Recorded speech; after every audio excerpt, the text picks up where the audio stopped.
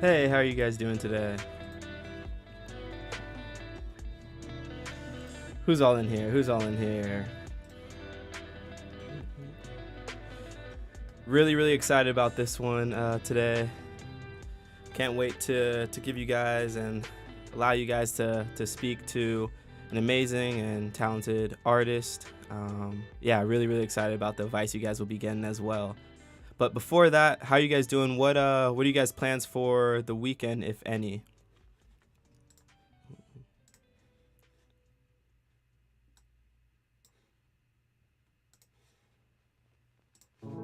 Hey Kylita, hey Strella.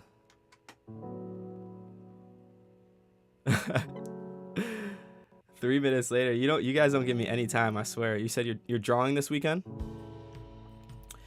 Yep, we'll start with them in probably the next 2 or probably like 3 minutes. Let some people join first, since the stream just started, and then we'll get them going. Strella, how's your gaming been going, by the way? What's that game that you're always playing, the racing game? Because I feel like you always create different environments from that game as well.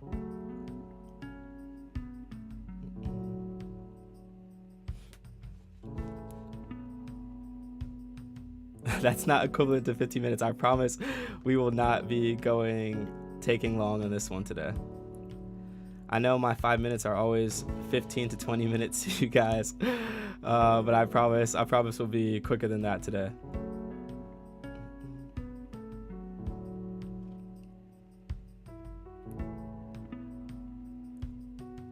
Definitely. Awesome. We'll wait for people to start joining here, and then yeah, we'll get started in the next 3 minutes or so.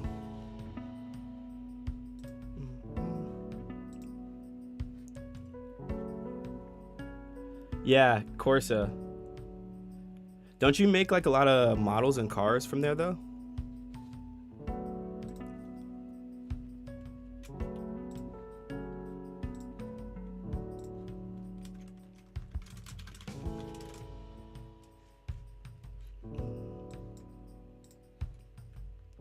Hey Motion, how are you doing? Nice to have you in here, bro. You got any plans for the weekend?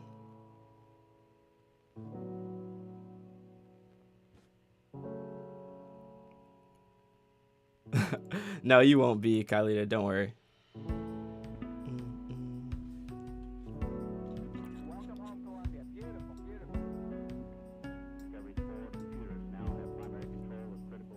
Oh, you basically take renders from the game and then make, oh, okay, that makes sense. Kylita, you showing any of your work today? Motion, you showing any of your work today?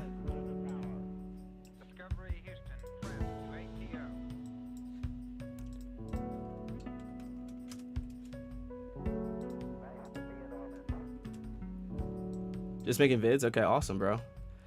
I definitely want to see some of your work on the platform soon, man.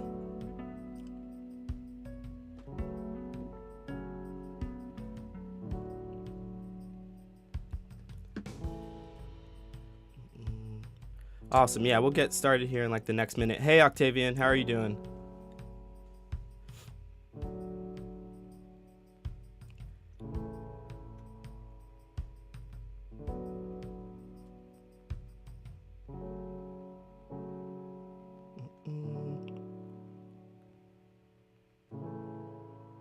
Yeah, I'm glad we're continuing to do these. I know you guys really seem to enjoy them, so thank you all for joining in here. And yeah, we're about to get started in a second.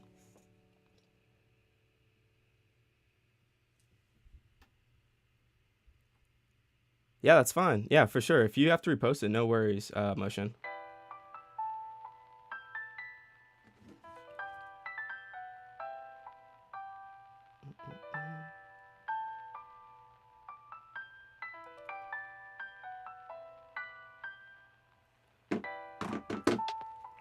In cycles? Okay, cool. Awesome. Well, we'll get started here. So I want to introduce you guys before we bring them on. Give a little backstory on Matt Chessco. He is an incredible painter with great knowledge, and I think you guys can benefit from him a lot in the conversations to be had. Not only as a artist, but also in business as well. So without further ado, let's bring on Matt. Hey, how you doing, bro? I think you're still muted, by the way. I think so. There we go. There you go. All right. How's it going? Good. How you doing, man? Good. Awesome. Well, I'm excited for them to get to know you, hear about you, not only your painting and how to paint and advice on that, but we had a really good conversation on Wednesday that I truly enjoyed, and I felt like they could really benefit from, and that was in the branding and marketing side. And I feel like often as creatives, sometimes we're not really tapped into that side, and they don't really get the advice that maybe they need to on that part. So yeah, I'm really excited for them to really hear from you. Amazing.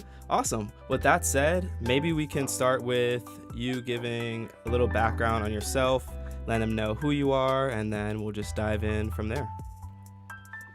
Sure. So my name is Matt Chessco. So not many people know this, but I used to be an engineer. So I got my bachelor's degree in 2018, and then I started working. So I'm just gonna give you guys like a little story behind how I became an artist, maybe. So in 2018, I got my bachelor's degree in mechanical engineering. I started working on a Monday. I had like the best job ever. I was the right arm of the CEO on the first day of me being an engineer. And I had so many responsibilities, and I was gonna become like the CEO as well. I was gonna be like the same thing as what he was. And so all my friends were jealous of my job. And every hour I was working there, I was like, what am I doing here? I don't like it. And so after 4 days of working there, I came back to my place and I started listing the pros and cons of keeping my job. And in the pros section, I wrote only one thing, and it was that I was making money. So the next day on Friday, I went to the office. I printed my resignation letter. I learned how to use the printer at the office. And then my boss came in. I gave him the letter and I said, I don't want to be a mechanical engineer after all. And I'm sure he thought I was crazy because I had just studied for like 5 years to become an engineer. And so he asked me like, what's your plan? What are you going to do next week? And I had no plan. I just knew mechanical engineering was not for me. So I told him the first thing that came to my mind. I said, you know what? I'm gonna become an artist. And at this moment, he probably thought I was even crazier. And then in the weeks and months that followed, I just started working on my art. I started painting on my free time. I was building websites, doing graphic design and logos for some clients I had. And I was making like $500 per month, just enough to pay my rent. I was lucky enough, I was living with my brother and the rent was like $300. And so I was barely making it, making just enough money to pay the groceries. And I did this for like, I don't know, 8 months or 10 months. And every week I was having dinner with my parents and they were really stressed out about me. They were really concerned about my future. They thought I was going to end up working at McDonald's or something because I was trying to become like a full-time artist. And in their mind, like, if you're an artist, you don't make enough money to pay for your rent, so you just stay poor your whole life. And I can't blame them. Like, it's not easy to become a full-time artist, so I can understand why they thought this. And so every week I was having dinner with them, and they were trying to convince me to go back to engineering. They were telling me stuff like, you can just find a job as an engineer. You can make like 60,000 a year easy. I had like a really nice resume, and then you can work on your passions on the side. But like, I knew really well that if you work 40 hours a week, you're so exhausted. You don't have any time after that to work on your dreams, work on your passions, or do anything else, basically.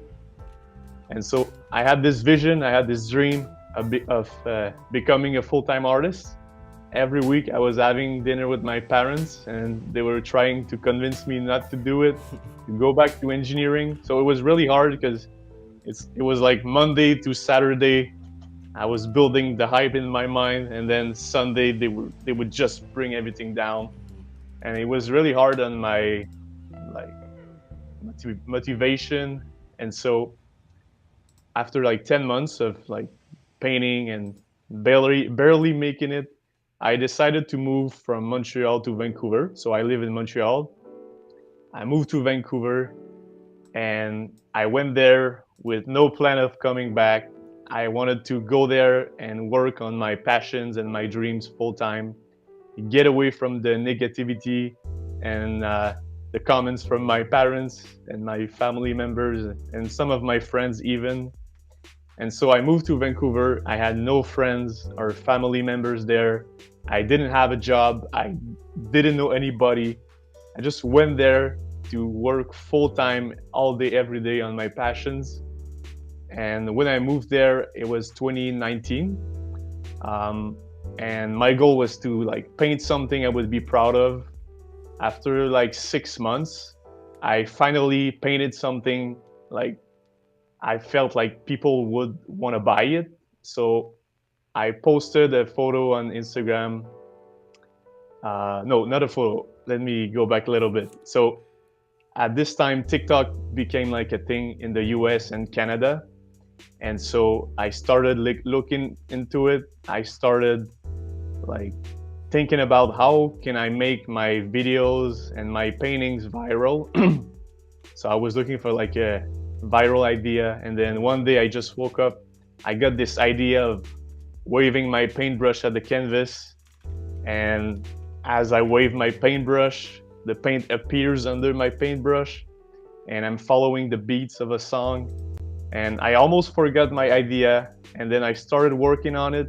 It took me 2 weeks to build the first video ever. And the first video I ever made is exactly the same as what I do today. And so I made my first video. That was like December 2019. I posted the video on my Instagram. I had like 200 followers back then. It was just my friends and family. And then everybody reached out to me and they were saying stuff like, dude, this is so good. This is so crazy. I've never seen anything like it. This is amazing. And at this moment, I knew I had something special. But then a woman I didn't know reposted my video in her Instagram story. And she said, "That's like the best thing I've ever seen. I've never seen anything like this. It's so original. I watched it 20 times." And so at this moment, I knew I had like a really good concept. I needed to focus 100% on this concept. And in the weeks and months that followed, I started posting all my videos on TikTok, and I went from 0 to 500,000 followers on TikTok in 6 months. And things just started exploding from there. And even after like 6 months, I was still making like no money, or like $200 per month by selling a few prints. So I think in May 2020, I made like $200.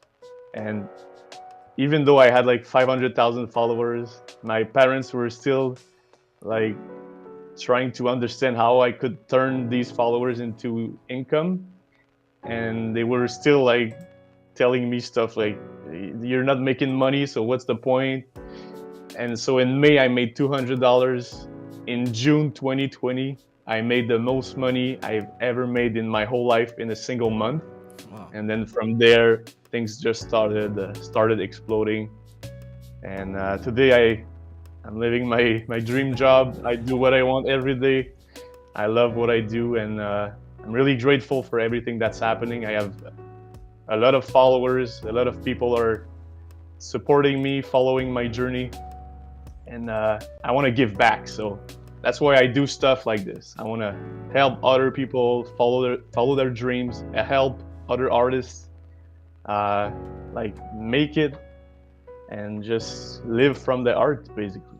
Yeah, and every time you tell that story, it's just like I see people in the chat just saying inspiring because and how inspirational it is, because it's crazy how you had such a well like lined up job for yourself, and it's supposed to eventually almost be like a co-CEO, but realize that just because you're gonna be in that position and could have a good salary and all that, didn't really truly make you happy, and how I know we were talking before that some people just fall in the world of, yes, it's making me money right now and potentially a lot of money, so I will sacrifice my happiness, and it's almost like a state of complacency, I think. And I know when you're talking about how competitive you are, that's just not complacent, just isn't in your DNA.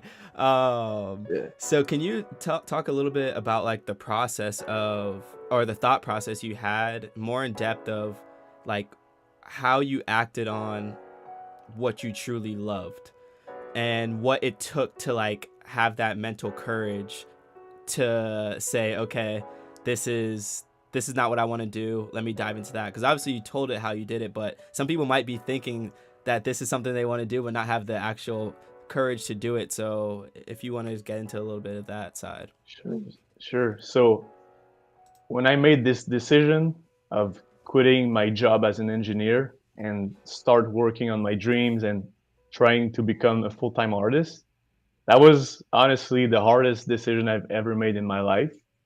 And I think a lot of people end up in the same situation where they study something for years and then they start working and they don't like it, but they don't have any plans uh, for their dreams, or they just don't know what to do, and they just keep their job for years, even decades, and like hoping one day something's gonna happen. But if you don't do anything, nothing's gonna happen. You have to act now, and if you wait too long, it's gonna be too late. And I remember I told you about a statistic I saw once, and they asked people who were 80 years old, "Do you regret the career you had?" And 80% of them said yes, which means most people end up doing something they don't like just because they're too scared of taking risks. They're too scared of getting out of their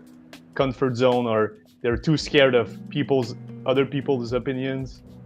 And so when I decided to quit my job as an engineer, it was really hard, but my gut feeling was telling me it was the right thing to do, and I did it. And really, I'm really happy I did it.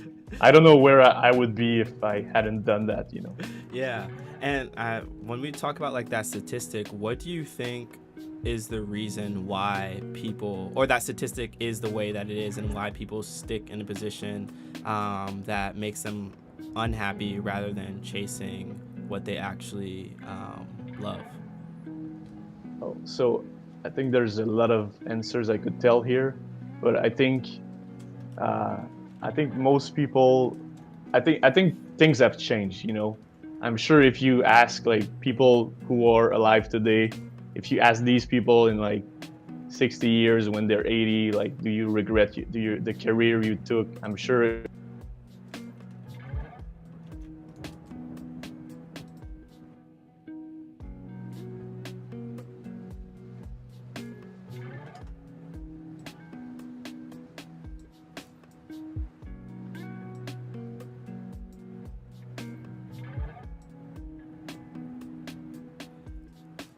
Real quick, it looks like I lost you on voice-wise.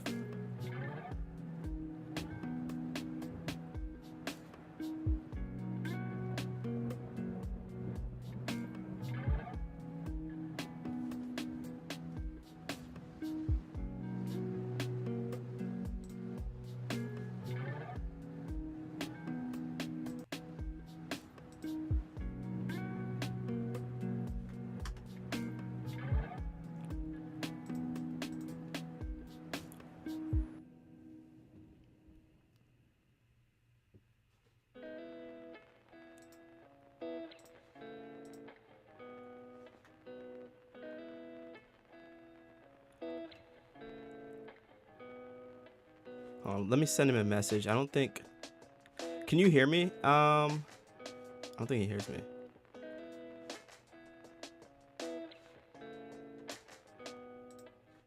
No, he was giving such good advice.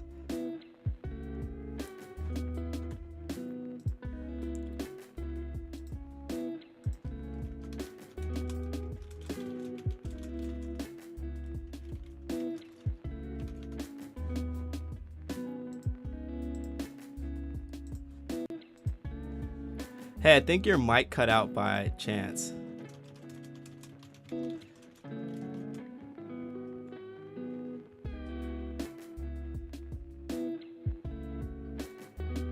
I can't hear you. I don't think we can hear you right now. I don't know what happened. They said they couldn't hear you either. Really weird. Yeah, I still can't hear you.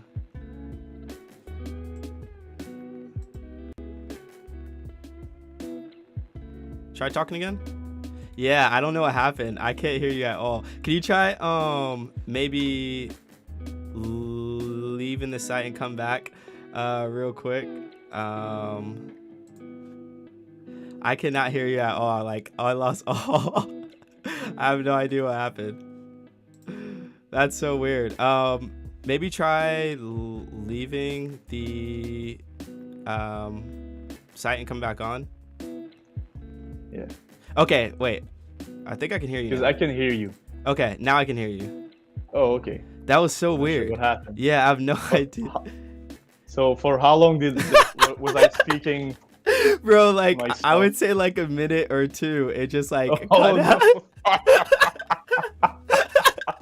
And I was like trying to. I don't think you could hear me either. So I was like trying to communicate. And I was like, Yeah, no, I couldn't. I could see you, but I couldn't hear you. Okay, all good, all good. Oh, I think that's funny. we were talking about the last thing I heard was we were talking about the statistics, and you said you could give multiple reasons why people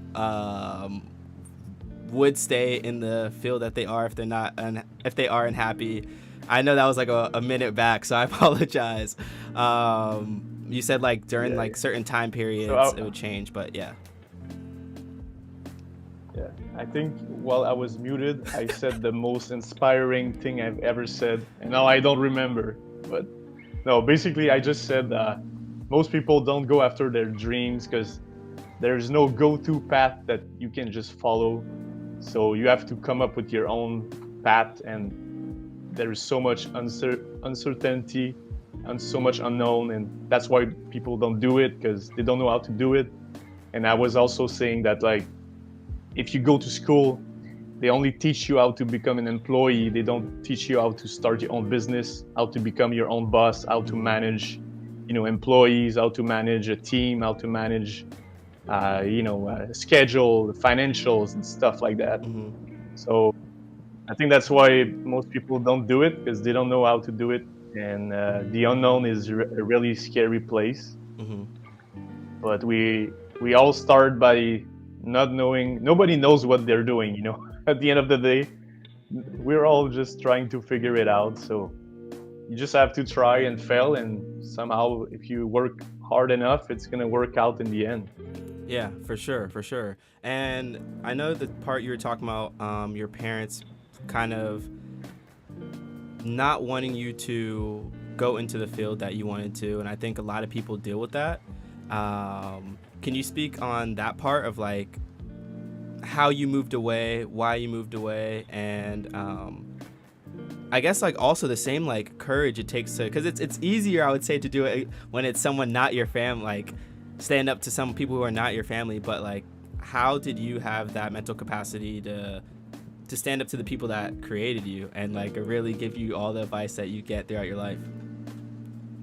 Yeah, so the craziest thing about when you're trying to follow your dreams and your passions is that the closest people to you are going to be the ones that are going to try to bring you down, because, like, these people come from the same place as you, so they don't see why you would be, like, different from them. So the craziest thing was when I was just getting started, the people who gave me the most, like, support were people I didn't know, and they were the ones that, like, believed in me and knew that it was gonna become something one day. And then the people close to me, like I said, like, even my parents, I had like 500,000 followers on TikTok, and they were still trying to convince me to, like, do something else to get an income. And so it's really crazy. It's really stunning. It's really mind-blowing to see that, like, the people who are the closest to you are going to be the ones that will try to bring you down. So that's why I made the move from Montreal to Vancouver. Yeah. So I would just be by myself every day, and I had this vision, and I could just work on making it happen. So I think my advice would be, if you're trying to go after your dreams, don't share it too much with the people around you. Like, just work on it, and then when it's becoming something, now you can start sharing it with, like, your friends and family members. Just make it, keep it for yourself for as long as you can, and just work hard, and somehow it's gonna work out, Yeah, it's interesting though, like, how that is the people that are sometimes the closest to you seem to doubt you more than people that don't even know you.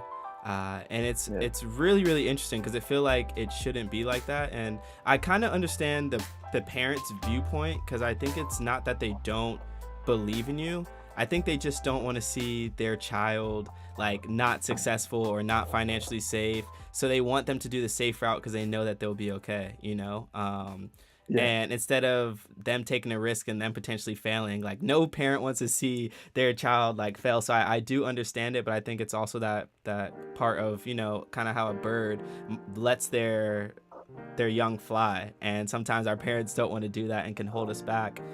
And have you had, like, any other experiences where you've told people, like, your dreams and what you want to do, and they have doubted you and how it's affected you and made you, like, stop from going after it? Has there been any times where it's kind of had the opposite effect on you, or no?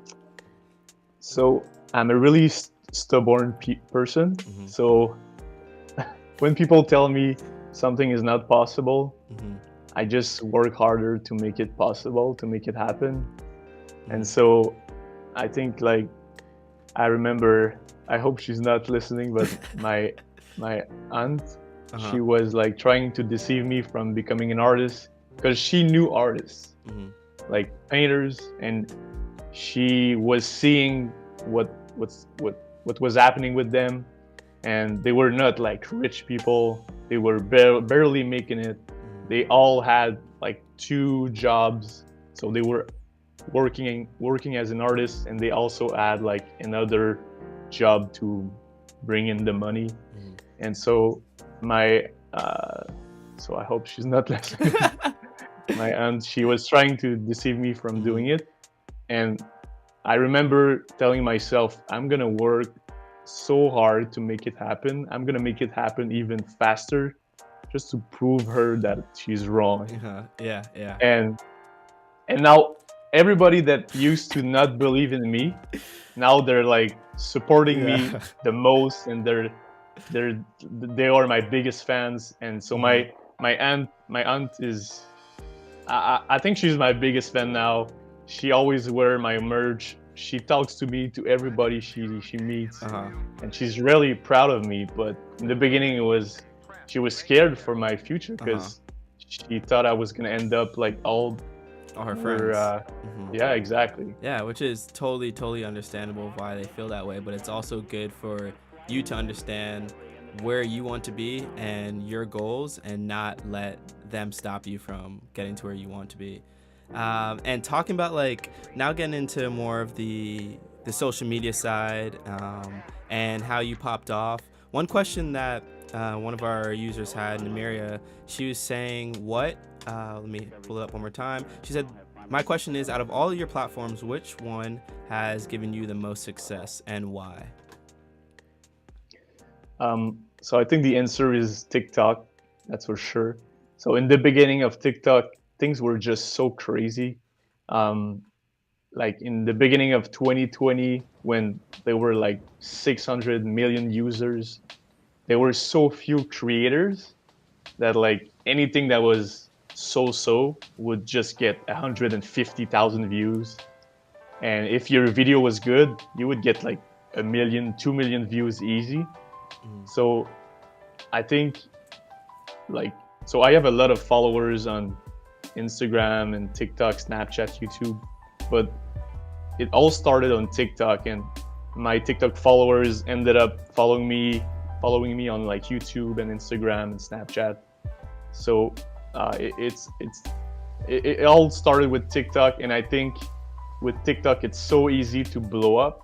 Like you can have 5 followers, you can post a video on Thursday, and if it's good, if you're using like a trending song or anything like that, you can go viral. You can get like 30 million views in 24 hours. And that's something you cannot get with any other platform. Yeah. So TikTok is really unique for this. But the thing with TikTok is you can post like 100 videos, and 99 of them will get like 500 views, and then one of them is gonna get like 30 million views. So it's really inconsistent. Whereas if you post stuff on YouTube or Instagram, views are gonna be more consistent, but it's not gonna blow up as much as on TikTok. And so TikTok is the easiest way to like blow up overnight and get a lot of views easily. Yeah, and do you think those views translate into like the ones that do go viral, do you see like an immediate translation into followers and people who are actually become like fans of you? Yeah, sure. So I think the moment in my career where I had the most hype was when I got like from 0 to 500,000 followers on TikTok in 6 months. Because I got 500,000 more followers within 6 months. And so at this moment, everything I posted, I was getting thousands of views. Even my stories were getting like 10,000 views every time. Wow. On Instagram. Now it's really lower. And so I had so much hype at this moment, and everybody that was following me also knew that like 6 months before I had like 0 followers. So they felt like they were part of the journey, the hype, the journey, the story. And that was really unique, and I didn't realize it at this time, but I could have sold anything to anybody at this moment, because like people were so hyped, they were Yeah. so excited to be part of this. Because 6 months before, I was not even an artist. I had just started like painting. Nobody Yeah. knew who I was, and then all of a sudden, I'm everywhere, and everybody Yeah. is seeing my videos. It was really crazy. Yeah, it's crazy when you think about how quickly that can happen. And it's absolutely amazing. And it goes into like also, I think a big effect is your thought process when it comes to branding and marketing. Can you talk to us a little bit about that side and how you got to develop those skills and how important they are? Sure. So when you're an artist, you're your own boss. So it's like you're managing a business. You need to manage like emails, your financials, your relationships with your clients, and then you need to do your own marketing. You need to create your own videos, post them, then interact with the comments, and you need to paint the things you're painting, obviously. And then if you're selling prints, you need to package them yourself and then ship them yourself. So you need to do all these things. And like I'm really lucky because like since ever I'm a really curious guy. So when I don't know how to do something, I just do some research and I find a way to make it happen. And so for marketing, I just learned by doing it. I failed a lot. I did a lot of trial and error, and I ended up just keeping the things that were working. But there's no like, everybody has a different approach. Everybody is different, so there's no go-to thing you can do to make your marketing like blow up or work. Yeah. You know. Yeah, people are actually said now they're gonna start trying stuff on TikTok now. They're gonna start what? On TikTok now. Oh yeah, for sure. Do you So, think even? so I just wanna Go ahead. Yeah. say something real quick. So right now we're really lucky because you can just create a video for TikTok and you can repost it on all the other platforms, and you don't have to change like the format or the proportions or the dimensions. So what I do is I just create videos for TikTok, so vertical videos.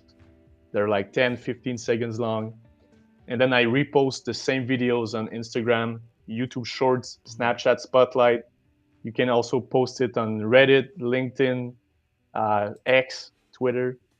And so it's really easy to it has never been it has never been this easy to just create content for social media. You can create one video and repost it everywhere. And I would highly suggest everybody here to do the same thing.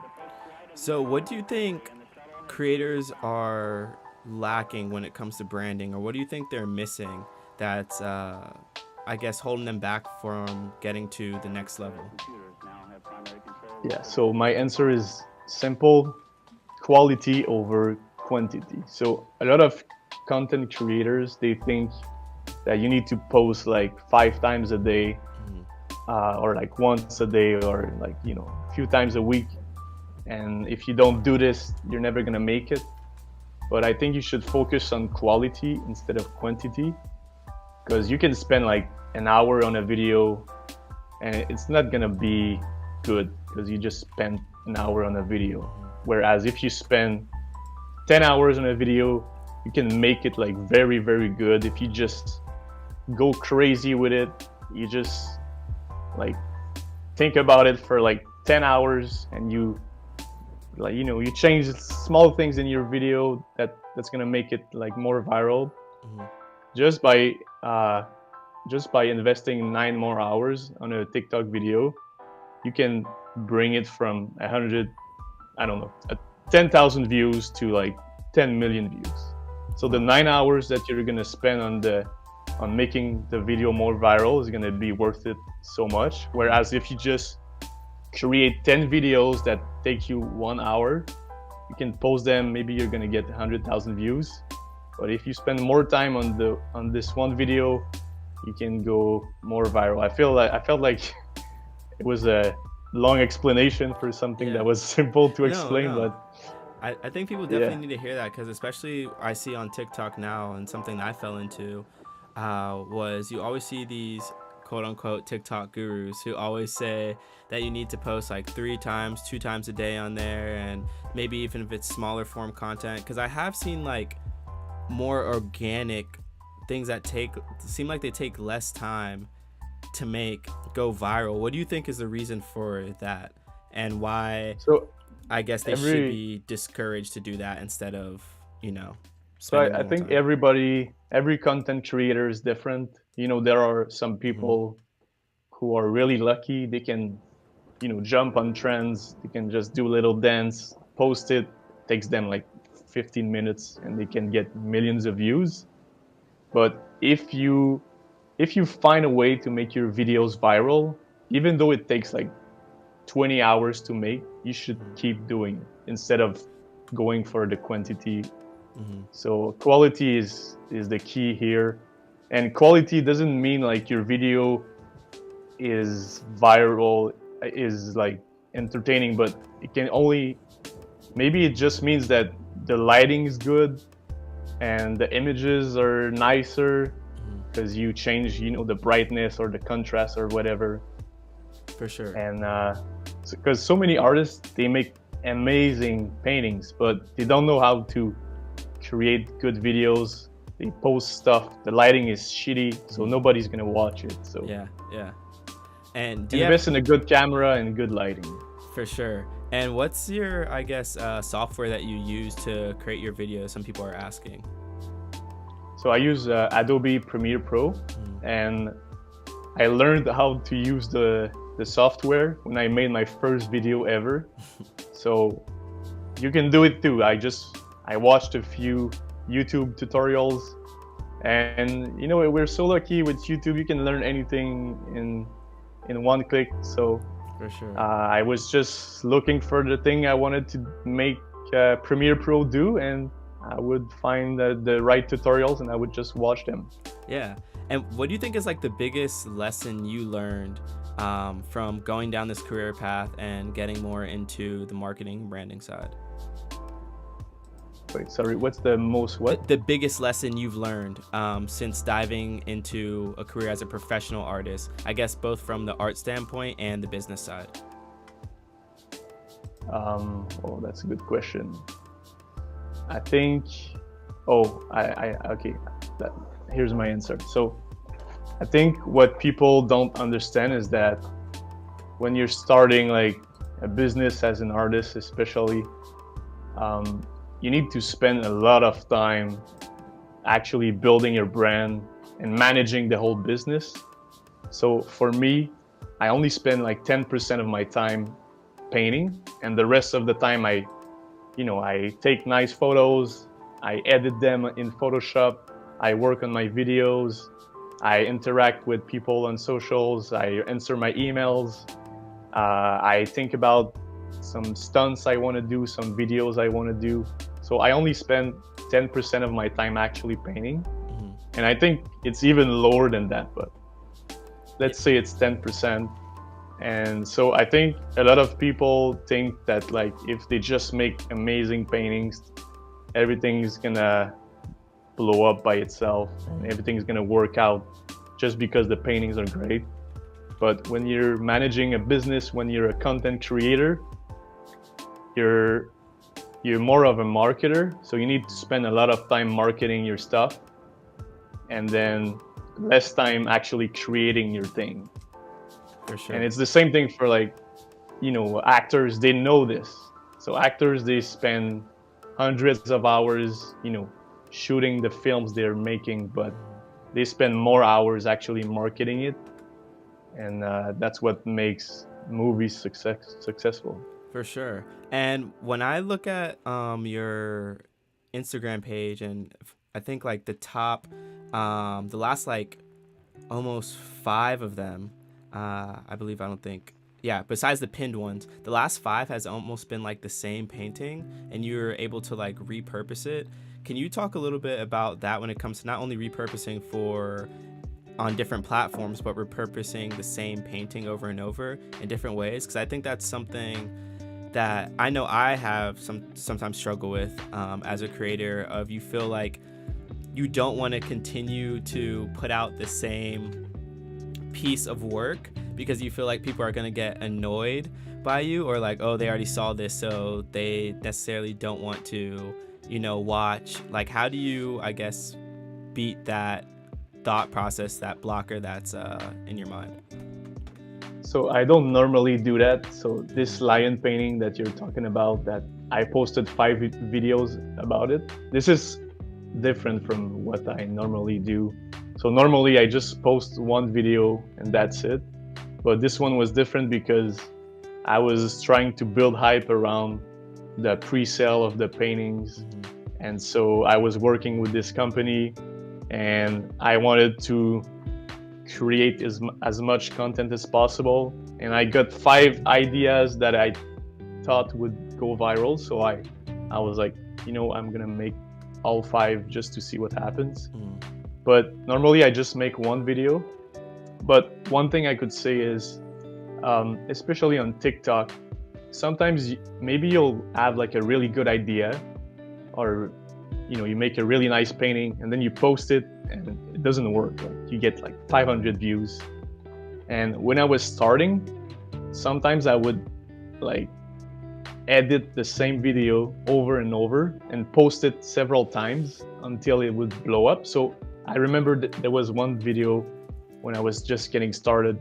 I knew it was gonna go viral because the content was good, but the video didn't blow up. So I posted the video, it got like, I don't know, 2,000 views in 1 week.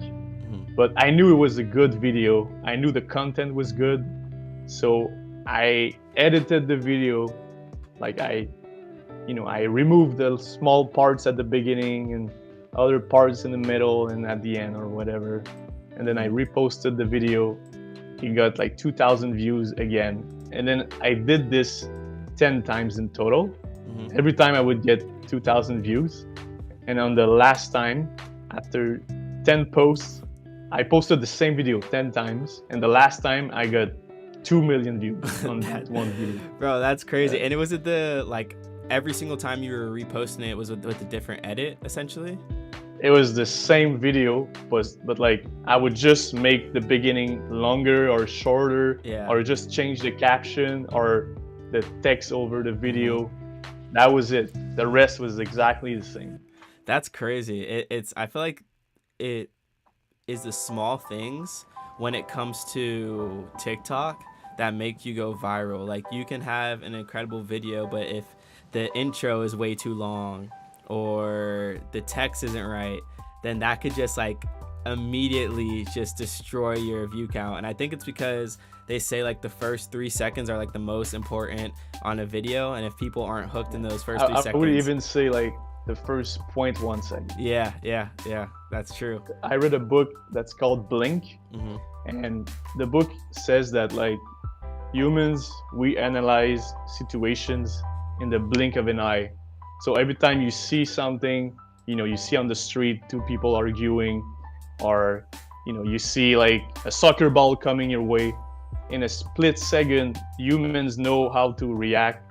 Know like, is it a dangerous situation, or is it like a nice situation? Is it something I want to watch? And same thing applies for videos. So when you're scrolling through TikTok, in like 0.1 second, if you're gonna watch the video or not. So they say 3 seconds. I think it's 0.1 second. Yeah. So you need to create an intrigue, something that will make people want to watch your video until the end. You need to create this thing in the first 0.1 second. Is it to you like transitions, or what's like the biggest thing you recognize when it comes to grabbing that attention in the first couple seconds? Because when I watch like some of your videos, it's either like you flipping your paintbrush immediately when you start, you just getting into screen, your maybe like slight movements that you do to like, I guess, capture their attention in that short period of time. What do you think it is, and some advice you can give as well when it comes to that?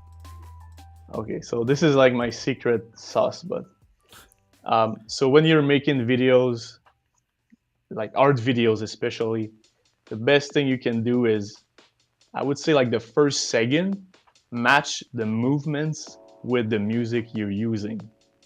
So, it's easy for me to do that because I'm following the beats with my paintbrush. But Mm-hmm. sometimes people are just doing, behind the scenes of them painting or something like that.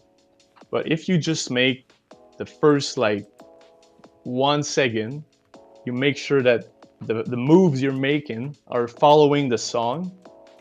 I don't know why, but it's like hypnotic and people will just keep watching. But don't make it the whole video, just the first second. And it might seem a weird like advice, Mm-hmm. but now that I told you this, go to TikTok, start watching videos, and you'll see that all the most viral videos are following this pattern. So the first second, I don't know, the music maybe goes bam, and then at the same time the person is just punching a wall or something. Yeah. But it's a weird thing to say, but I guarantee you it works. I feel like that's really, really smart, because I didn't even notice that. I noticed obviously the movements, but when you talk about the sound, that's genius. And I appreciate you being willing to tell people that too, and give that, like you said, that secret sauce out, because I know some people are scared to do it because they feel like it's gonna maybe take away their market, and things like that. But I appreciate you being in the position you are to give that type of advice to people as well, because I know sometimes people are a little reluctant. So yeah, I appreciate you saying that for sure. And I'll ask you a couple more questions before I let you go. Don't want to hold you for too long. But Andres Stevens, I guess he saw some of your NFTs, and he was asking, how did you navigate that? And I guess what got you into NFTs and your thoughts around them as well as an artist. Sure. So, like I said, I used to be an engineer, and now I'm an artist. I'm living my dream, and I love what I do, and I want to inspire more people to do the same. So I created this NFT collection because I want to inspire people to go after their dreams, and I hope this collection becomes the most successful one, so that this story can spread and be known by the most people possible. And also, so I'm a really tech guy, like I know how things work. I'm good with computers, and I used to be involved a lot with like the blockchain and cryptocurrencies. And so when NFTs became a thing in like 2021, I knew I had to jump on the trend, and so I did it. And also, it was really scary because in the beginning, I think it was like 80% of the projects were scams or rug pulls, just people trying to make a buck by selling like 1,000 NFTs for $50 to random people. And I was like, I can do something that's actually high quality, that's backed by a real artist. So people know me, they know that I'm gonna stick around forever. I'm not going anywhere.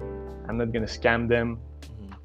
And to be honest, in the last year with NFTs, I spent like so much money, but I made like so few money. So my whole NFT collection is actually like sponsored or financed by my art career. So all the money I make with my art, with my TikTok brand deals and stuff like that, I reinvest it in my NFTs, because I'm really confident NFTs are gonna be like so big in like 30 years from now. Right now, people hear the word NFT and they just hate me. Like this is crazy, because like people are so overwhelmed by this new technology. They just hear the word and they're scared because they don't understand it. But I can guarantee you, like in 20 years from now, like most people are gonna own NFTs, because it's so easy to own them. And once you understand the concept, like sky is the limit. Yeah. And there's so much potential with NFTs. Mm-hmm. And I don't remember what the question was. Oh, just basically like what got you into it and navigated. But Oh yeah, I'm yeah, pretty sure like you answered that pretty well though. yeah. And they have like two more questions for you, and then I'll let you go. But Strella asks, I don't think you can share this part, but I'll kind of ask it in a way that maybe you can answer. Does TikTok pay well for creators that are getting a lot of views, and is it, I guess, worth it to you? So I never made any money from TikTok. So TikTok never paid me anything, but I do make money from brand deals. So this is something I was not expecting, but I make like one brand deal every month.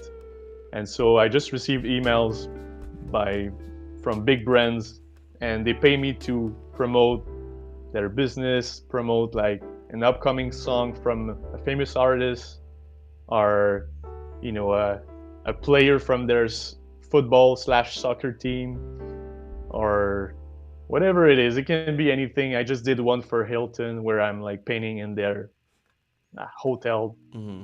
And so I never made any money from TikTok, but I made money from brand deals, and brand deals can pay a lot. And I think if you're like in Brazil, the US, or like France, TikTok actually pays you. So if your video is over a minute, you can make $1,000 per 1 million views or something like that. But it's not available in Canada. So I've never made any money from TikTok views. But if you're in other countries, you can actually make money from TikTok. Yeah. And it's coming to Canada, but it's not here for now. Yeah. Well, I'm excited for you when it comes, for sure.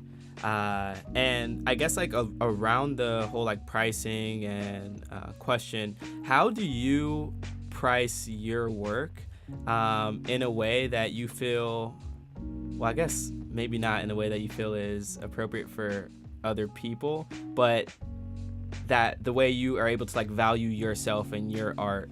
And I guess because a lot of people are in a position where they feel like, oh, if I put this for $100 or $500, maybe people won't buy it. You know what I mean?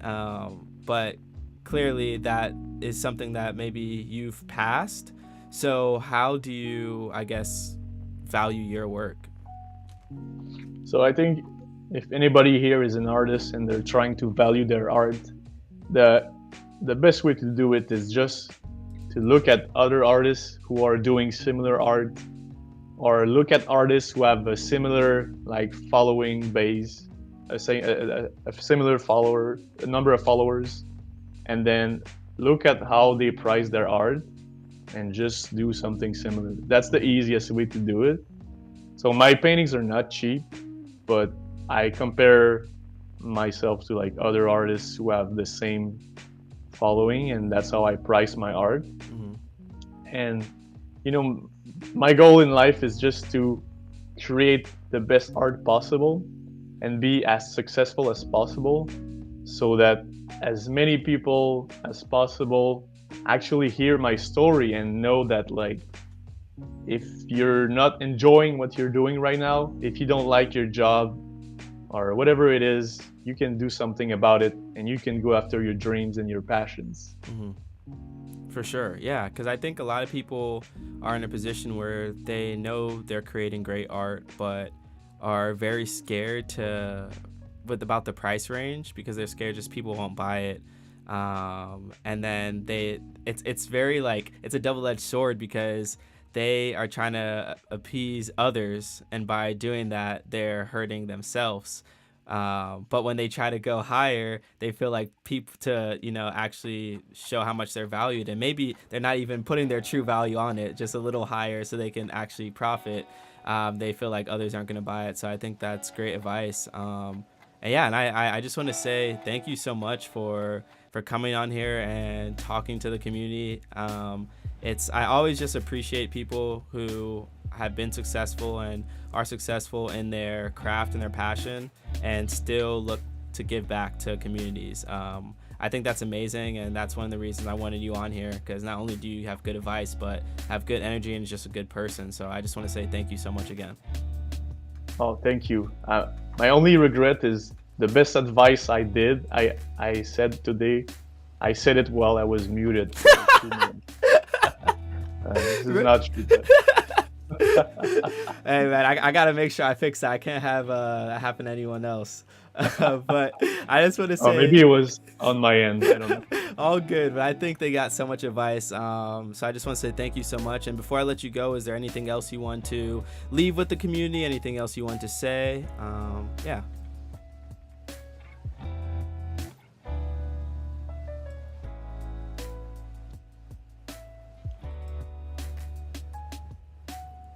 Can you hear me or no? Oh, you just muted again. Okay. Can you hear me? Yes, now I can. Okay. I'm not sure what happened.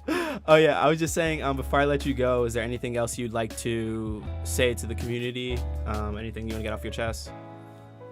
Sure. So first, thanks for everybody that's here. If you have any, if you need any help with anything, just hit me up on Instagram. I check all my DMs. Same thing on Twitter/X, or you can send me an email. So again, my goal with my art and my career is to inspire other people to go after their dreams. So if you're here right now and you're listening to this and you have a crazy dream and you want to make it happen and you think I can help you, just reach out to me. I'm here to help. So thank you for listening. Well, thank you so much again, and you truly are an inspiration to us all. And yeah, can't wait to talk to you again in the future. So I hope you have a wonderful rest of your evening, and yeah, we'll talk later. All right. Thank you. See you, bro. So guys, how do you guys enjoy that? Absolutely. I know I absolutely did, and always enjoy their conversation, and I just wanted to make sure I got you guys, to get some advice from them, because they not only are a talented person, but they are truly an amazing creator. And person who gives just wonderful advice, it's always nice to, I know I said it again, but it really is always nice to hear from people that are successful, that aren't thinking less than people who aren't in the position that they are in, you know what I mean? And I think that is just, it's beautiful to see, and it means a lot to me that he was on here, and I know it means a lot to you. So I just want to say thank you guys so much. And if you guys don't know, if you didn't see it on there, their @ is Matt Chessco. I just typed it in the chat. But yeah, they're just like extremely nice guy, extremely nice person, just genuine, and yeah, I'm just very thankful to have them on here. I know some people are talking about burnouts and all that. Do a lot of you guys get burned out when it comes to social media?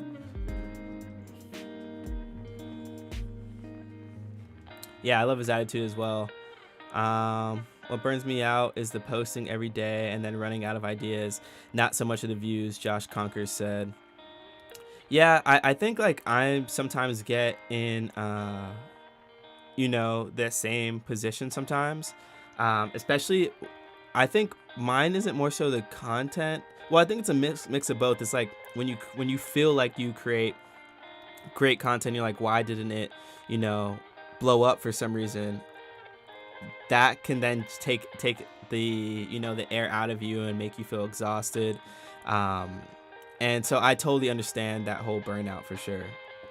But I think like talking to creators like Matt, it makes me even want to go like harder when it comes to content creation, because maybe the content that I'm creating, the reason maybe why it's not going viral is because it's just I didn't give it the effort that it needed to go to that place that I thought it would go.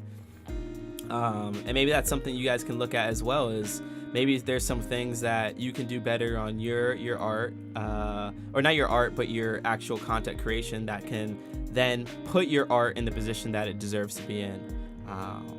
So yeah, I think that is definitely some good advice. So I just want to say thank you again to him. So I know next we were going to do our normal showcasing of people's work, but I know there's not as many people in here as normal, so I don't want to showcase your work and then you guys not get the amount of eyes on your art or creations as normal. So let me know. I can still showcase your work if you want, but maybe it's better to wait till next Tuesday to do it. You guys let me know. Let's see. Yeah, because as much as you're good not to focus on the views and such, it can be detrimental when you work so hard on flops while the quicker ones do better. Yeah, it is very true. But how I look at it, I think now is like, just from speaking to him, is I just want to create today I bought I went out and bought some more different lenses when it for my iPhone, because I was like, okay, I need to just get like extremely creative. I already have like an idea in my head that I'm excited about, and I'll make sure to show it to you guys later. That is inspired by Matt for sure. But like I'm about to buy some more lighting, like everything, because it's like when you want something so bad, you should do everything you can to make it happen, and I think just hearing from his story and how he truly went for it is just inspiring. Andre says it's also hard to not know what content is for what social network and why. Like I've used my Instagram for a blog, but it's more like a portfolio place, but reels and stories, totally different. Namiria said this conversation opened my eyes to other possibilities for sure. I have a few videos that I think could go viral on the right platform. We'll try to give TikTok a try. Darulu said, takes me 100% time to focus drawing the illustration. I don't have time nor anyone to make the content for you. Yeah, that's why you like have to just like honestly make it for yourself. Kind of like what he was saying, is you're your own manager, business, Yep, because a lot of artists don't know how to market themselves, so it's helpful for sure. I know, like you said, find what works for you and keep going. Yep. So Motion Run wants us to show their work. I can show yours, Motion, but I don't think I want to show other people's work right now, just because I would rather their work get shown in front of more people, and don't want to show people, like I just want you guys to get as many eyes as you can on it. And since it was already such a good stream, even though it was a shorter one, I think it would be more beneficial to wait. But yeah, Motion, I can show yours.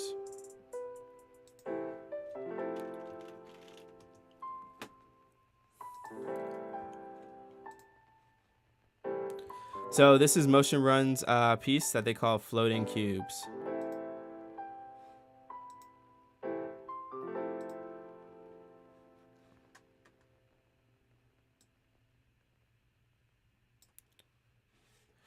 One second.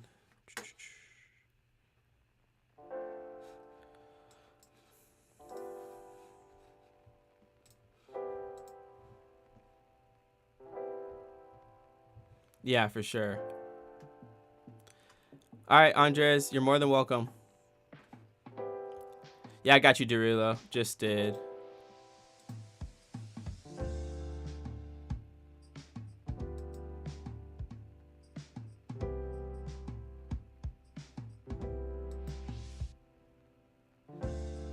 I honestly feel like since like during summer, I feel like people are like just on vacation right now, because I really wish a lot more people would seen that, because I know a lot of people tuned into the Zhao one, and this one was just as good as that one.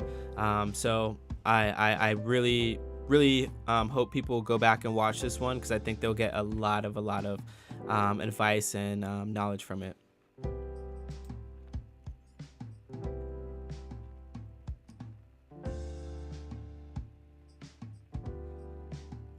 Drafts are nice, but yeah, sometimes I make TikToks and forget to post them. Yeah, I feel you. I'm honestly I feel like even more inspired to like create some crazy good TikToks now. What about you guys?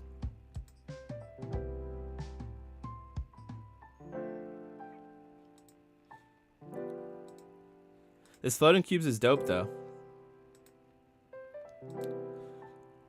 What was the hardest part about making it?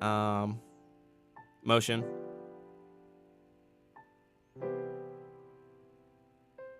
Yeah, I agree, Josh. I agree for sure. What do you guys think about this piece? 1 through 10, 1 through 10, and what's your favorite part about it? I'm happy it inspired you, because I know sometimes TikTok and those social medias can make people feel a certain way about it, you know, and in the sense of feeling nervous about posting because they're scared of view count and stuff, but it's always nice to get a little bit more inspiration into it.